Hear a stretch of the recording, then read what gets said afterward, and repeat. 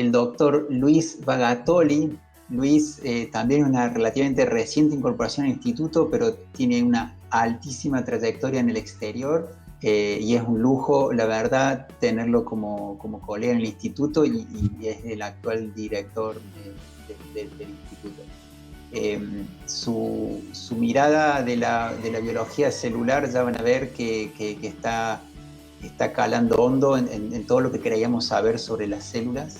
Entonces lo invito a tomar la palabra, que nos va a contar sobre su trabajo que se titula Propiedades coloidales del interior celular, su modulación metabólica y su rol regulador sobre la dinámica de membranas biológicas. Gracias, Luis, por sumarte. Te doy la palabra. Gracias, Nicolás. Buenas tardes a todos y a todas. Voy a tratar de hacer un paneo de lo que estamos haciendo en el laboratorio. Fundamentalmente, lo primero que voy a plantear es el tema, el tópico central, digamos, en el abordaje que yo hago desde mi laboratorio viene desde la biofísica, ¿sí? No es biología molecular, no es psicobiología, sino desde la parte de la biofísica, ¿no? Y básicamente lo que les estoy mostrando aquí tiene que ver con el modelo dominante de la célula. Eso se enseña desde la primaria, ¿no? Desde luego en la secundaria y en la universidad, y lo único que nos cuentan es este modelo que se llama teoría de la membrana, donde, bueno, ahí tienen una serie de características, ¿no? Fundamentalmente, el rol de la membrana biológica es central en este modelo, ¿sí? Y sobre todo las propiedades de permeabilidad de la membrana que compartimentaliza a las células, ¿sí?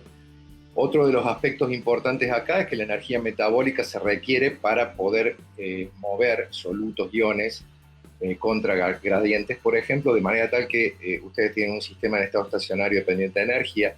Y la otra cosa que es interesante es que el medio intracelular se concibe como una solución de macromoléculas y iones, ¿sí? Donde el agua citoplasmática básicamente cumple el rol de solvente. Ahora bien, dicho esto, cuando uno se pone a ver un poquito las características físico-químicas del interior celular, se encuentra que es un ambiente extremadamente hacinado, ¿sí? Tienen concentraciones de macromoléculas que prácticamente no pueden reproducir en tubos de ensayo, van a 200, 350, hasta 400 miligramos por litro de proteína, ¿sí? Además, existen evidencias bastante concretas de que el agua intracelular no exhibe en realidad las propiedades fisicoquímicas que ustedes tienen de una solución de tipo diluvio, ¿sí? Acá tienen un sketch donde pueden ver en el interior de esta célula, ¿sí? El grado de hacinamiento. Si ustedes, por ejemplo, ponen o toman la distancia de paredes entre proteínas o entre macromoléculas, no pueden poner más de 5 o 6 moléculas de agua, ¿sí? Para hacer un poco más ilustrativo, esta es una fotografía tomada con microscopía de super resolución en una célula donde se marca solamente la actina, que es una de las proteínas, ¿sí? Una de las tantas proteínas que tienen en el interior celular, y bueno, pueden ver la naturaleza hacinada, ¿no? del sistema. De manera que la pregunta que uno se hace ahí, hasta qué punto uno puede básicamente utilizar o asumir que el interior celular conserve las propiedades de una solución, ¿sí? Y que el agua actúe como un solvente biológico. Es decir, las interacciones que se producen ahora entre iones, agua con el resto de las macromoléculas, fundamentalmente proteínas, ¿no? Las tres especies moleculares más importantes de las células. Proteínas, agua la primera, siguen las proteínas y luego los iones, ¿sí? De manera tal que, bueno, yo esto lo enfatizo bastante porque todos los modelos que ustedes tienen para explicar, por ejemplo, potenciales eléctricos y actividad celular, basan, ¿sí?, en la físico-química de las soluciones diluidas, ¿sí?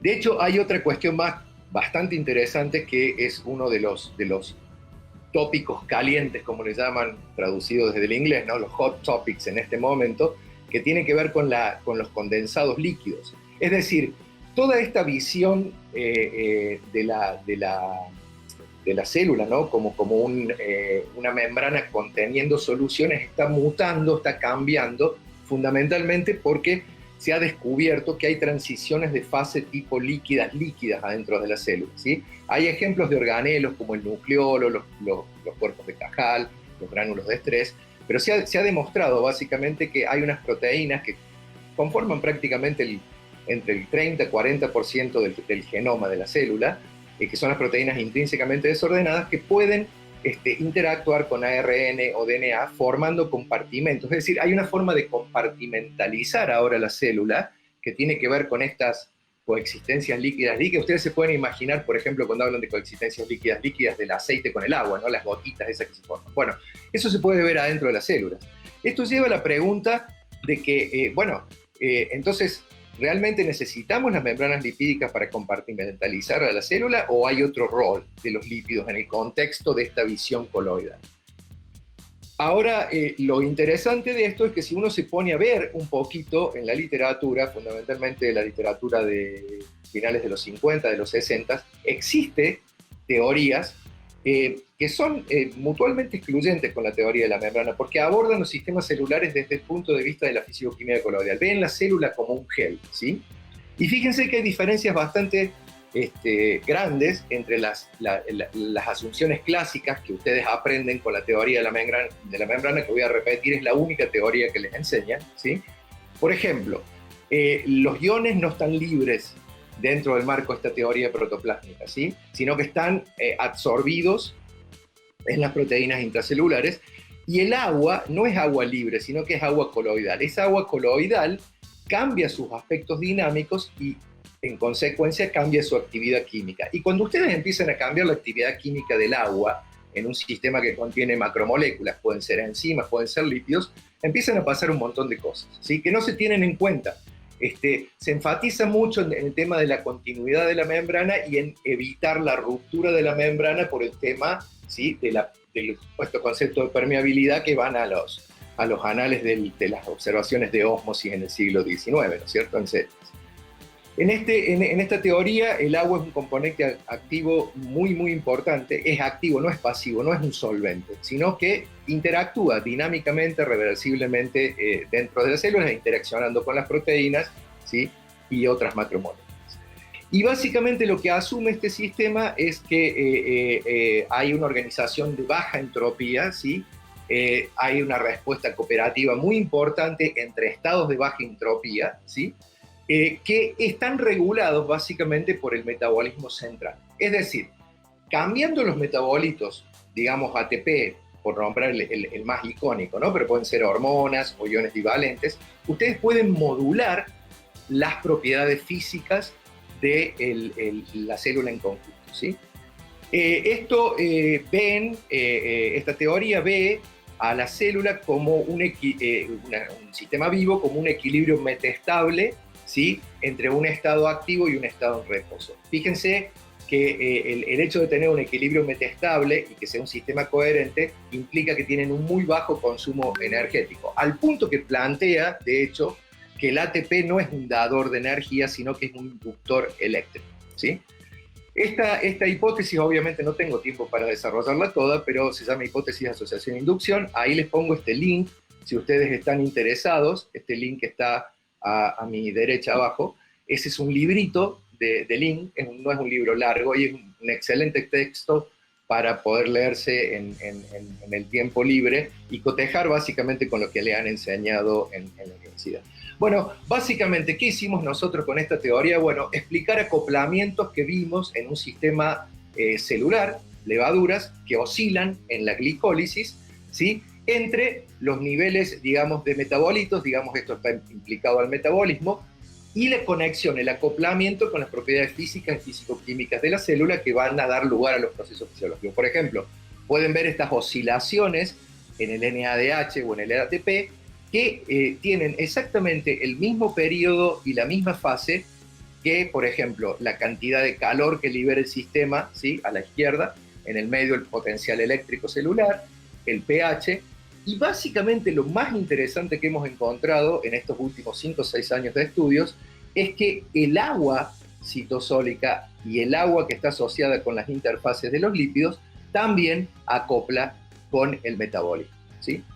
Esto ha sido realmente una cosa interesante y ha surgido ahora una propuesta o una hipótesis de trabajo desde nuestro grupo donde postulamos básicamente que estos cambios en la dinámica del agua intracelular que les mostraba recién, que implican cambios en el potencial químico del agua, eventualmente pueden acoplar con las membranas, digamos, generando que las membranas no sean entes estáticos que contengan proteínas que hagan todas las funciones y todo lo demás, sino por el contrario, que las estructuras membranosas sean dinámicas y que respondan al metabolismo. Básicamente lo que estamos proponiendo, como pueden ver aquí, que tienen a su izquierda el modelo de la asociación inducción, donde fíjense, la unión, si ven arriba, la unión de ATP hace que el agua se polarice y que se unen los iones, y cuando bajan la cantidad de ATP, el agua se depolariza y los iones se liberan.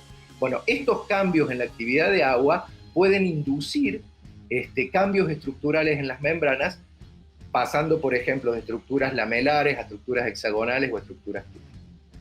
Las metodologías que nosotros estamos utilizando para hacer todos estos experimentos, bueno, son las clásicas en biofísica, y ahí tienen todas las espectroscopías. Fundamentalmente, mi grupo tiene un buen know-how en todo lo que es la espectroscopía de fluorescencia, incluyendo la microscopía de fluorescencia, pero también apelamos a técnicas de calorimetría, por ejemplo, técnicas de espectroscopía Raman, en fin, monocapas lipídicas, en fin. Hay todo un bagaje técnico atrás de eso que se puede aprender en el laboratorio si ustedes se buscan.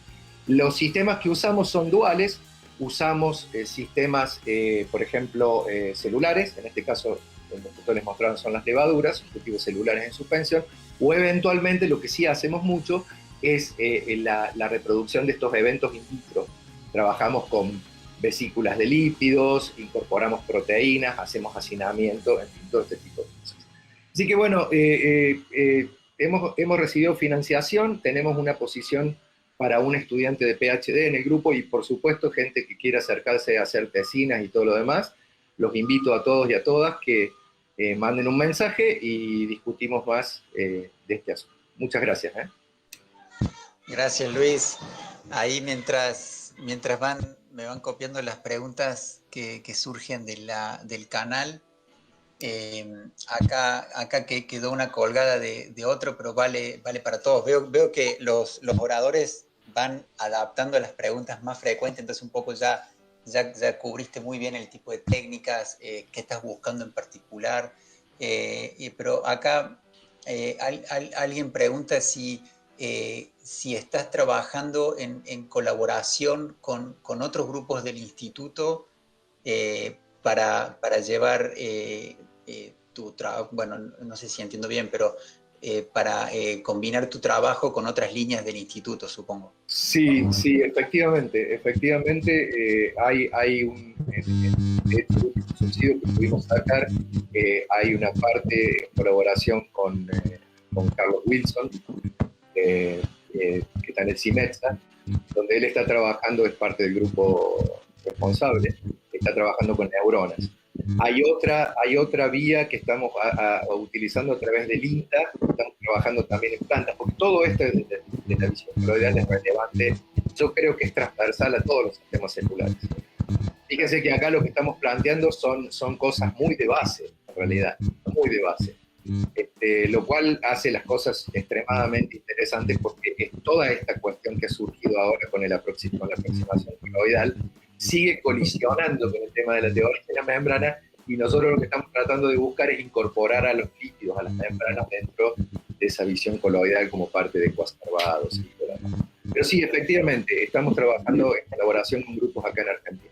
Claro, de hecho, probablemente tu tema, siendo tan básico, sea muy, y como decís vos, transversal, entonces es muy relativamente fácil de colaborar y meter tu approach, digamos, tu acercamiento a otras líneas del instituto. Eso es muy interesante porque hay gente que tiene esa perspectiva, y por ejemplo ahora nombras las plantas, que por ahí uno hace un paneo rápido del instituto nuestro y no hay plantas, pero bueno, saber que, digamos, fenómenos que se estudian que son muy básicos van a servir para cualquier forma de vida, y bueno, incluso las plantas, obviamente. Sí, fundamentalmente, yo creo que esa es la idea. Aparte también hay todo un abordaje epistémico acá.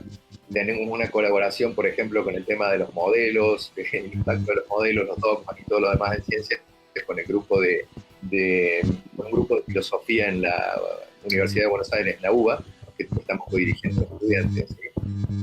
Así que, bueno, hay de todo un poco ahí, de la biofísica a la fisiología. Hay una pregunta que veo que se relaciona con lo que te dije, como te presenté, que venías del exterior. Acá, viste, sé que a los estudiantes les gusta viajar. Ahora dice, si tenés colaboraciones en el exterior, ¿cómo se maneja eso a nivel doctoral? A ver,